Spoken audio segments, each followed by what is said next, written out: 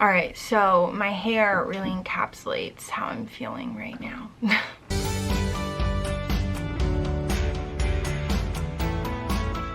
Yeah, so my baby hairs are just flying a little crazy right now, but it is what it is. We're just gonna go with it right now. So I crashed, and the whole backstory, which most of you know if you've been following my channel, is that I was on a 90-day experiment of Cephalexin, which is this antibiotic that you can't be on long term, so this was kind of the last time I was going to be allowed to be on it. And in the past, it's given me some physical energy, and it's helped a lot of my other symptoms as well. We don't know why. My doctor doesn't really have any leads or ideas of what is going on, but I would get physical energy. And so about a week and a half ago, I crashed now. Nemo, psst. The kittens are running around crazy. I went from literally being able to do some yard work. I felt like Superwoman. I would go out and try to help my mom with yard work, like pulling sticker bushes. I didn't know that if you're wearing leather gloves, you can pull those suckers out, and I just felt like Superwoman because I was doing this stuff that I haven't been able to do in so long. I mean, I've been chronically ill for 12 years now, and I just haven't been able to do that stuff. I'm already having a hot flash. I'm already exhausted from just talking for a minute and a half. This is rough. And so I went from feeling like Superwoman, being able to do some physical things like yard work and then not crash from it, and just all my symptoms felt improved. My brain fog was a little bit better, so it went from like really bad to just like bad. And you know, just so many of my symptoms felt better, and my cholesterol had gotten better because I was able to be active and didn't have that post-exertional malaise that I have off of it. And then about 2 months and 1 week into the experiment, which was the longest I've ever done, the longest before that was 30 days, I crashed. And I just remember it being like right after my 30-day experiment, where the day after I went off the Cephalexin after the 30 days, I tried to keep up my muscle mass, and I was like, instead of doing 10 squats at a time, I'm gonna just do 5 squats just to keep my muscle tone up. And it was the next day after I'd finished the Cephalexin 30-day experiment, and I did 5 squats, and I just felt like that sucked. I felt like a Dementor or whatever that Harry Potter thing is, that just sucked all the energy out of me, and I never got it back, and I was just exhausted again, and I couldn't do anything. After that 2 months and 1 week, I remember I was really tired. Like I woke up that morning and I was like, man, I'm like more tired than normal. And usually I wake up and it's not like I feel like I have energy. I can just do things, and I didn't pay for it. Like I didn't crash. I was just able to do it, and I was actually building up some muscle mass, and I just felt really good being able to be active and just get stuff done off my to-do list. And I still have so many things that I want to talk about, like my digital minimalism journey and just all these projects that I'm still in the middle of. You can see my room is an absolute basket case right now because I still thought I had 3 more weeks, and so I'm still in the middle of like all of these projects, which really sucks. And so back to my story, I get so like scatterbrained when I'm not feeling well, which is 99% of my time, unless I was on Cephalexin, and I'm still on Cephalexin, and now I feel like this too again, which just sucks. Anyway, let me focus. And so I woke up that morning and I was like, man, I feel really tired, and I'm not sure that I can do yard work today. And I was like, you know what? Usually if I just go out and get warmed up, I'm able to like get into it and do a couple of hours. I was like, all right, let me do it. So I went out for a little bit, and I was like, man, I just felt really tired. Just kept getting more and more tired.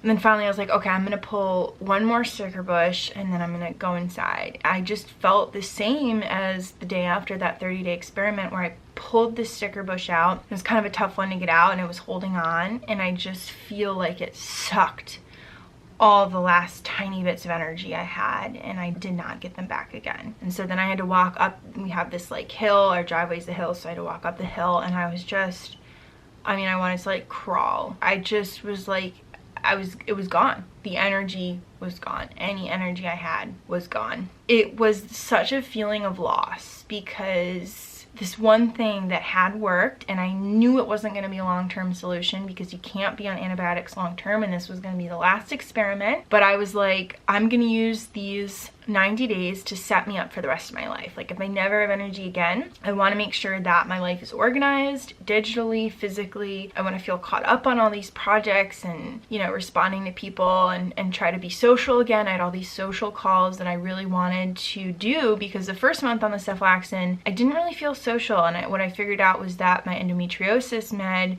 was giving me a very negative outlook, and I really easily was sucking up the energies of other people and like mimicking their energy. So I had to be very, very careful when I was being social because I would kind of just absorb other people's emotions, and you have to be really careful with that because that's a dangerous place to be. And so the first like month I wasn't really social, and so I really haven't had, I've been able to catch up with some people, but I really haven't been able to be that social.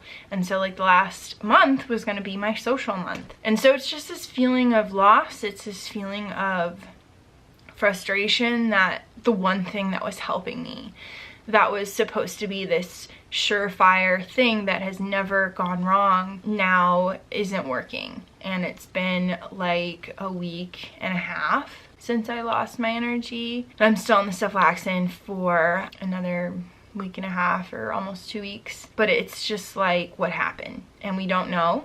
And we don't know why it was helping, and now we don't know why it's not helping. And it's just so frustrating. I felt really bad over Thanksgiving week, which sucked to not feel well, to spend time with people that I love. And you know, I just really rested on Thanksgiving Day. I played like one game and that was pretty much it. And I just feel like so frustrated. I know that I should just feel so grateful for having 2 months of energy and a little bit of symptom relief to be able to get some things done in my life, and I should really be grateful for that. But feeling so sick again and having days where I'm catatonic and I feel trapped in my body because I'm so exhausted. My brain fog is so bad, and then my physical energy is so low that I can't talk about complicated topics. I can only communicate with a couple of words or sometimes no words at all, and I just try to point at stuff and communicate, like to my mom who is caregiving for me. And I'm so grateful that my parents are my caregivers and I can lean on them when I crash and when I feel awful. But it's just this feeling of like, why? This is so unfair. I do everything I can to feel better, and having all of that taken away for what feels like no reason, it really sucks. And I'm really struggling with it because there's this feeling of just intense grief of like, I know I had my expectations that I would get 3 more weeks until the end of the Cephalexin, and that was probably wrong. I probably shouldn't have done that. But when you're chronically ill and you have some glimmer of hope, it's really hard to not put all of your hopes on that one thing, because this has been like the one thing. You know, the acupuncture did really help my endo pain, but for my fatigue and just my symptoms overall in general, the Cephalexin has been like my miracle drug. That's what I was calling it, and now it's not. And it just feels like the rug is pulled out from under me, and it feels like there is no hope left. I mean, it's been 12 years. It's been 12 years, and I have been on treatments practically that whole time. I mean, I've tried so many things. Everyone's always like, oh, try this. This helped me. And I understand that it helped you. But things that have helped other people have been incredibly damaging to me, treatment-wise. Everything from, you know, herbal treatments to really intense, you know, medications. And it's just like, I'm so sensitive to everything. It's just really hard to stay positive. And I know, again, my mood is overshadowed by this endomed that I'm on that really gives me like a negative mindset. And I know because the timeline lines up. And when I was off of all endomeds, which I was in excruciating pain, but I felt positive and my mood felt good and I was hopeful and I was cheerful and I was like really, you know, my mood was completely different even though I was in excruciating pain. And so that's hard to navigate too. There's just so many layers and levels to this. And so the one thing I'm grateful for is I feel like I'm starting to really build a team of doctors that are listening to me. I was going to be seeing this infectious disease doctor in New York City, but this is also something that happened last week, so I think it also really depressed me as well for Thanksgiving week. The day of the appointment, she was like, she'd already rescheduled the appointment, and then she was like, you know what, I'm just too busy to take on more patients. And it was just so frustrating because everyone had been saying, oh my gosh, you really need to see this doctor. She really could help you. I mean, an infectious disease doctor, and she also treats, you know, chronic fatigue symptoms and stuff. I was really hoping she might be the one to try to solve this cephalexin mystery. And so that was really frustrating, and that really colored my week as well. So, you know, I definitely have this like abandonment issue with doctors abandoning me, like saying, oh my gosh, I can treat you or I can help you. And then when I don't react to like their first treatment idea, then they just drop me, which has happened so many times. So that really, I don't think helped my week. But that was after I was already not feeling well.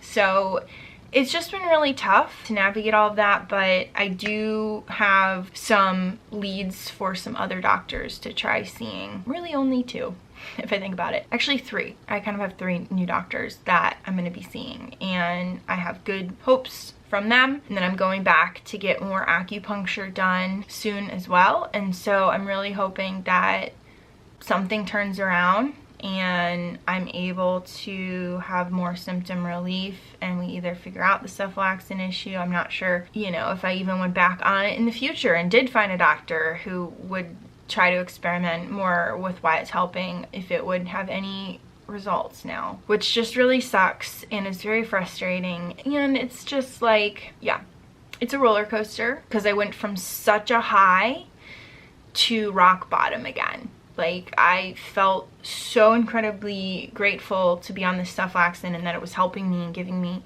some physical energy to be able to do some things and catch up on my life. And I went from that one day to the next day being, you know, back to 0 energy and my mom having to like do everything for me. I was with my mom that week, but if I was at my dad's, my dad is my other caregiver, and he would have had to do that. And it just sucks. It really sucks. Oh my gosh, I'm having such a hot flash. So that's the honest truth of where I'm at, and it's really frustrating, and I'm trying to stay hopeful, not even positive, just hopeful that things will change and we'll find some answers. And I continue to do my own research, and I continue to try looking for doctors who could help, looking for new treatments, looking for research just out there that would explain my symptoms or give us some kind of direction to go in the future. But it's just really hard. That's where I'm truthfully at right now. So in future videos, when I'm kind of in this place, this is why. I had so many videos planned that I was so excited to film and talk about all these topics and stuff, and we're here again. So, you know, I'm still excited about those topics, but it's a lot harder to film, to find the energy to film, to find the energy to edit. I mean, that is what I do in a day, and I can't do anything else. And then that exhausts me for the next day or 2 as well. So it's frustrating, but we're gonna stay hopeful, try to stay hopeful, and hopefully find some answers soon. So that's the honest journey update. Thank you for being here. Thank you for appreciating my hair because it reflects how I feel. And I will talk to you all soon, my friends.